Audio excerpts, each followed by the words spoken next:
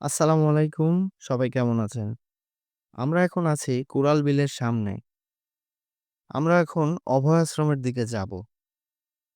ওইদিকে অনেক পদ্ম ফুল পাওয়া যায়। আমরা সেই পদ্ম ফুল উঠানোর জন্যই যাব। অনেক লোক হওয়ার কারণে আমরা ২ টা নৌকা নিয়ে যাব। আমরা অলরেডি অভয় আশ্রমের দিকে যাওয়ার জন্য রওনা দিয়েছি। আমাদের নৌকার পিছে আরো একটি নৌকা আসছে। আমরা সবাই এখন অভয় আশ্রমের দিকে যাচ্ছি। ১ম এ তেমন কচু না থাকায় আমরা ভালোভাবেই আগাচ্ছিলাম। কিন্তু সামনে অনেক কচু, যার জন্যে নৌকা নিয়ে আগানোটা অনেক সমস্যার হয়ে যাচ্ছে। তো আমরা যেহেতু বিকেলের দিকে রওনা দিয়েছিলাম, যার জন্যে পরিবেশটা অনেক শান্ত এবং সুন্দর ছিল। আমাদের ২ টা নৌকা একসাথেই যাচ্ছি। এর আগে আমি কখনো অভয় আশ্রমের দিকে আসিনি। আমরা এখন মূলত আছি অভয় আশ্রমের সামনে। সামনে যে গাছগুলো দেখতে পাচ্ছেন, এগুলো মূলত হিজল গাছ। এখানে সাধারণত পানি শুকায় না। সরকার থেকে এখানে প্রতি বছর মাছের পোনা ছাড়ে। জায়গাটার ভিউ প্রায় সুন্দরবনের মতো লাগছে। এই হিজল গাছ সাধারণত পানিতে ডুবে গেলেও মারা যায় না। এখানে অনেক জেলে এসে মাছ ধরে। অনেকেই বলে এখানে অনেক বড় বড় মাছ পাওয়া যায় এবং অনেকেই অনেক বড় বড় মাছ এখান থেকে শিকার করে থাকে। যাই হোক, আমাদের আশ্রম থেকে এখন আরো একটু দূরে যেতে হবে। ওখানে গেলে আমরা পদ্ম ফুলের দেখা পাবো। জায়গাটাতে আগে কখনো আসা হয়নি, যার জন্য জায়গাটা অনেক সুন্দর লাগছে।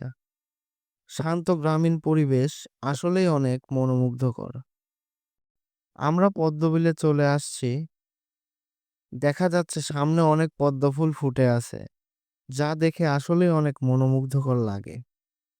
আমার হাতে যে পদ্ম ফুলটি আপনারা দেখতে পাচ্ছেন, এটি মূলত বিলকুড়াল নদীর পদ্ম ফুল। প্রাকৃতিক পরিবেশ যে কত সুন্দর এবং মনোমুগ্ধকর, যা এখানে না আসলে উপলব্ধি করা যাবে না। নিজের হাতে পদ্ম ফুল উঠানোর মজা আসলেই অন্যরকম। আপনারা যারা যারা এমন পদ্ম ফুল উঠাতে আসছেন, অবশ্যই কমেন্ট করে জানাবেন। আর জায়গাটা আপনাদের কেমন লেগেছে অবশ্যই কমেন্ট করে জানাবেন। তো এখানে অনেক কচু, যার জন্য নৌকা নিয়ে যেতে আমাদের অনেক সমস্যা হচ্ছে। চারিদিকে শুধু পদ্মের পাতা দিয়ে ছেয়ে আছে পুরা বিল, যা দেখতে আসলেই অনেক সুন্দর। সামনে আমরা অসংখ্য পদ্মফুল দেখতে পাচ্ছি। যেদিকে তাকাচ্ছি চারিদিকে শুধু পদ্মফুল আর পদ্মফুল। এবং এখানে অনেক কচু, তারপরেও কচুর মধ্যে দিয়ে আমরা ভিতরে ঢোকার চেষ্টা করব। আমরা বেশ কিছু পদ্মফুল উঠিয়েছি এবং এখানে এসে পরিবেশটা এত সুন্দর লাগছে, যা ভাষায় বলে প্রকাশ করার মতো না। তো আমি ১ম বার এমন পদ্মবিলে ঘুরতে আসলাম। অনেক মজা করলাম। আপনারা যারা যারা এমন পদ্মবিলে ঘুরতে গেছেন, অবশ্যই কমেন্টে জানাবেন। নৌকা নিয়ে আসছি। এটা কি? এটা হচ্ছে পদ্ম চাক। এটা খাওয়া যায়, খুব সুন্দর সুন্দর ভিতরে বিচি থাকে, এগুলো খাইতে খুব মজা। আচ্ছা আচ্ছা, ওকে। এটা হচ্ছে পদ্মর ফুল। আচ্ছা এটা একদিন যদি পানির মধ্যে রেখে দেওয়া যায় তাহলে অনেক গোলাপের মতো ফুটে যায়। আচ্ছা, আমরা এখন পদ্মর বিলে ঢোকার চেষ্টা করছি। আমাদের অলি আহমেদ কচুর পানা টেনে টেনে ছিঁড়ছে। সে অফিস বাদ দিয়ে পদ্মফুল উঠাইতে এসেছে। এই যে পদ্মফুল উঠানো হয়েছে। তো এইটা মূলত পদ্মর চাক, এটা খাওয়া যায়। এটা খাওয়া যায়। যাই হোক, আমি আগে হয়তো খাইছি। এটা খাওয়া যায় আর কি, পদ্মর চাক। হ্যালো, শুনিস কথা? পদ্ম চাক সেই হেলদি মজা, সেই স্বাদ। সেই স্বাদ।